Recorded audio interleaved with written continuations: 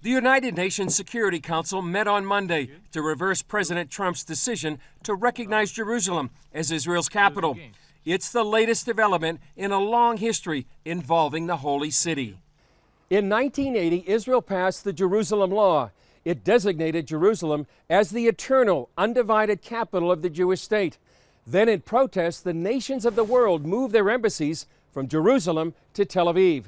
But later that year, a group of Christians founded the International Christian Embassy, Jerusalem. They said we need to act and we need to establish an international Christian embassy, Jerusalem, in order to show the whole world that no matter what our governments are doing, there are Christians around the world which do believe in God's covenants and faithful promises to the Jewish people, and that was our founding hour. In 1995, ICEJ Vice President David Parsons helped write legislation known as the Jerusalem Embassy Act, destined for the U.S. Congress. And we said three things, Chris: recognize Jerusalem as the capital, move the ambassador there immediately, and then worry about building a building. But as the bill went through Congress, it got changed to build the building first, and now 22 years later, after all these delays and waivers, it is back to our order. Both men see Jerusalem as being on a 50-year cycle known in the Bible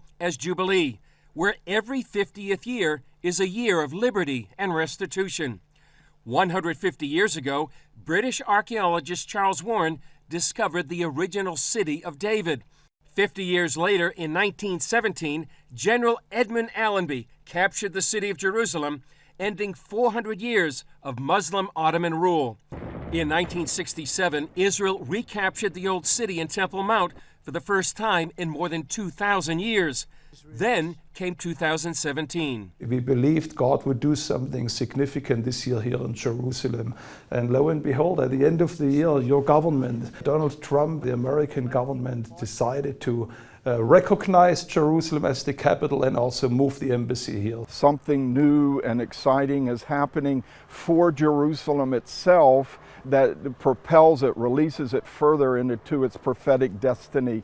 Now there's the hope more nations will follow Americans' lead and move their embassies. We're hearing word Guatemala may come back, Tanzania, the Philippines. You can start listing off some of these countries that we hope they have the courage to follow the lead of the American administration now to return to Jerusalem.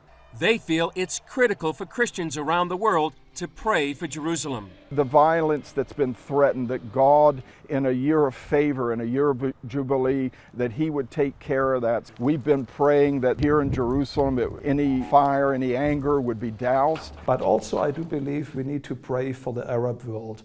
You see all the unrest that you have on the Arab streets around the world. In a way, you see the sense of delusion and deception on the Arab streets, where they feel that this is a city that has no connection whatsoever to the Jewish people. We need to keep praying that this would be a unified city. Chris Mitchell, CBN News, Jerusalem.